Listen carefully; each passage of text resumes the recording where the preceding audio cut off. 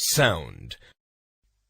Sound waves require a material medium for its propagation. Therefore, a sound produced at one point is heard at some other point after some finite time.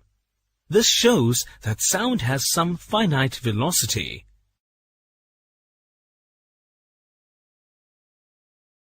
We can hear a variety of sounds in our surroundings. In the music room of your school, you hear the sounds made by musical instruments like flute, drums, etc.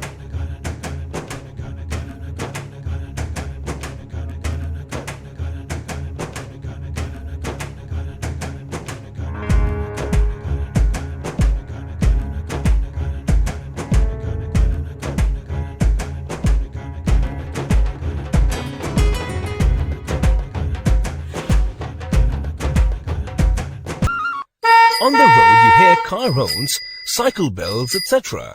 In your room you can hear your alarm clock, the sound from the moving blades of the fan, and so on.